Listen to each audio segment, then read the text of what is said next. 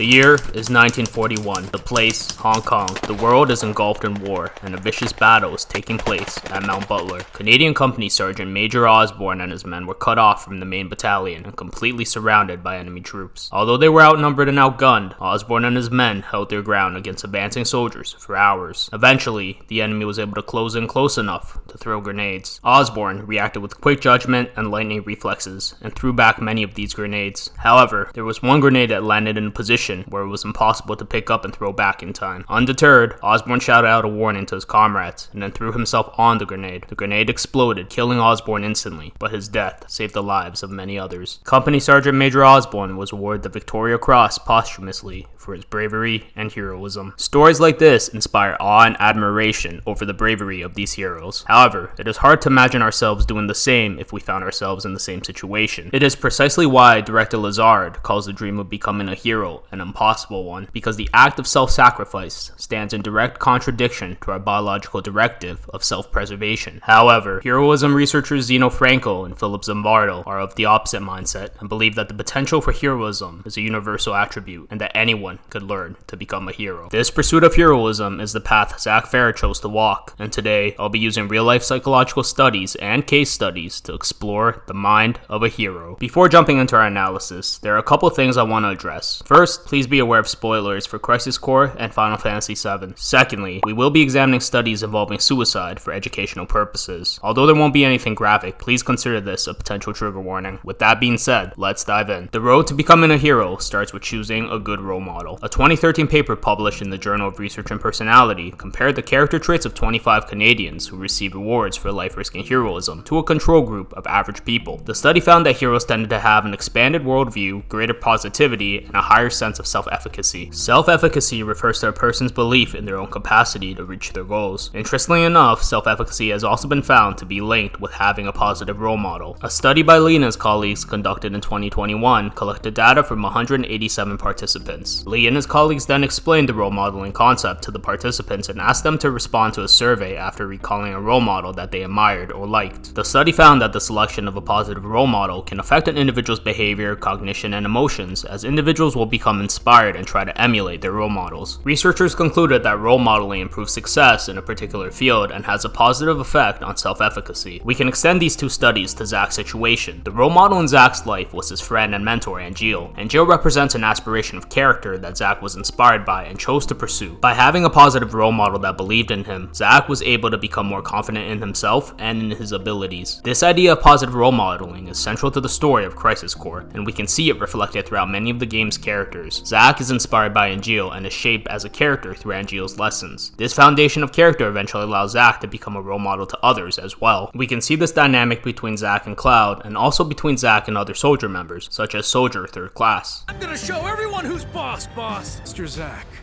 I will show you one day the power I've gained under your tutelage. Although the Soldier 3rd Class questline is mostly a joke, it does drive home the importance of having a good role model and the effect that has on manifesting a better version of oneself. In the same study by Lee and colleagues, they also found that having a role model has a positive effect on the flow state. A flow state refers to a term in positive psychology where a person becomes fully immersed and focused on a present moment and becomes able to act with little to no thought. It is commonly referred to as being in the zone. In fact, this idea of tapping into a flow state is one that we see Angeal try and teach Zach in one of Zach's memories. Mind and body, acting together as one.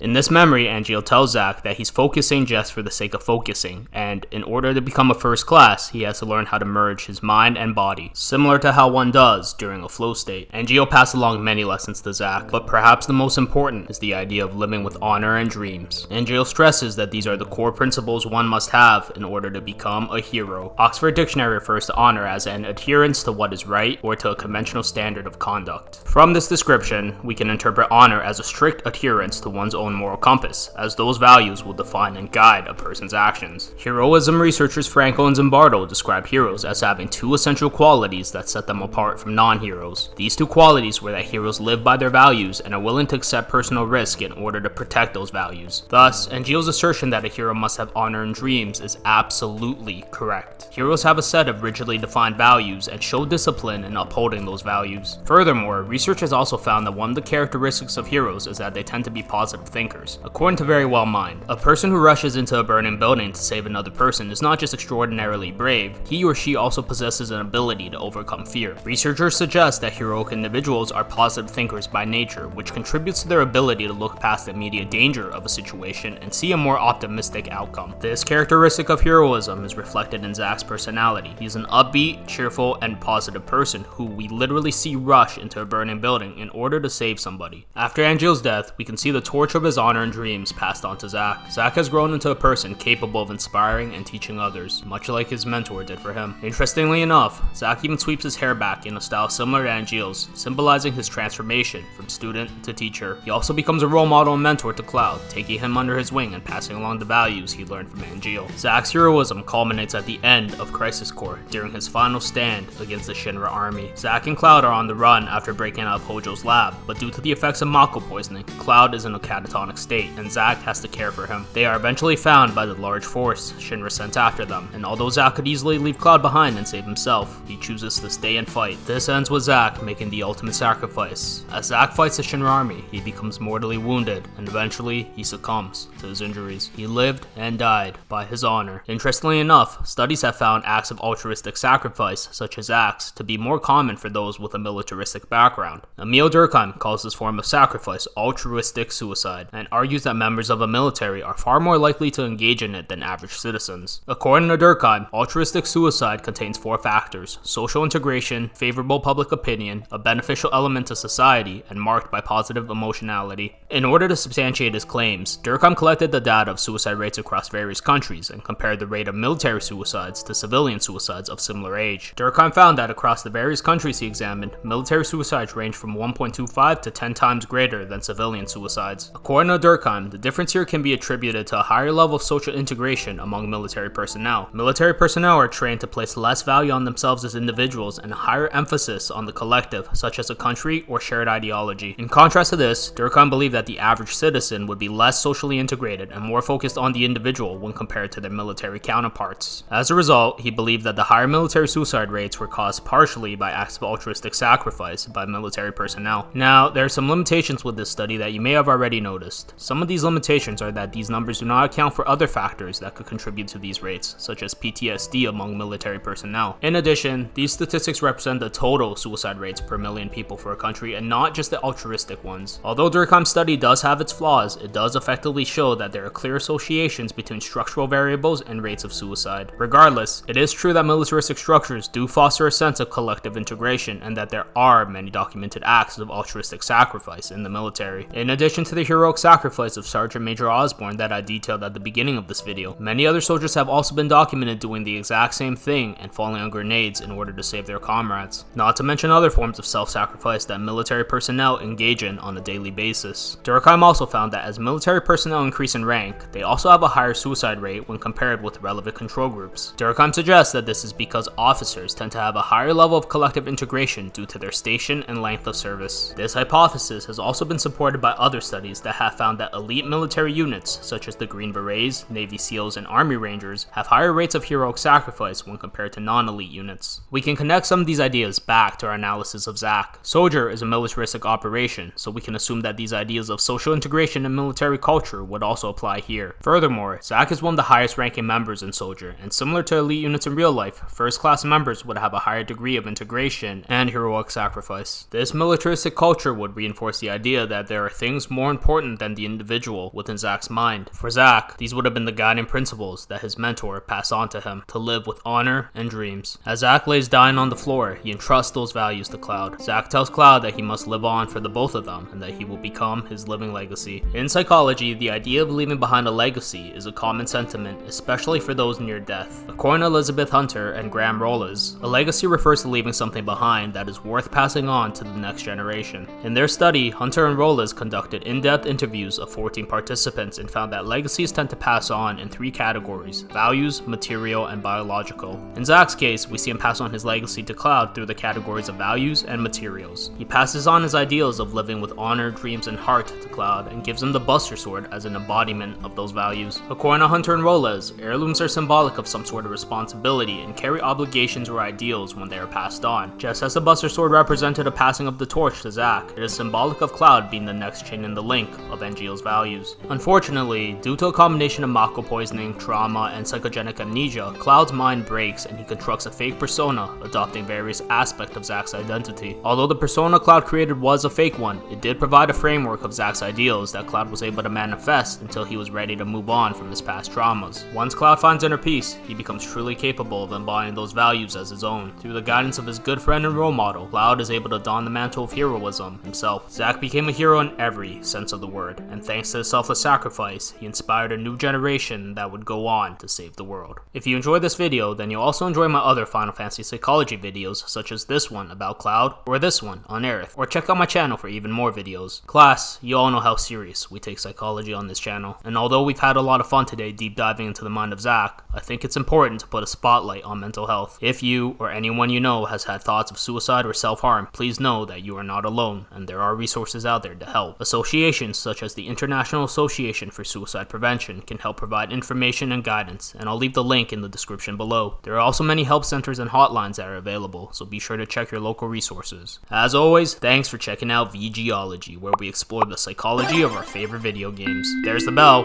Class dismissed.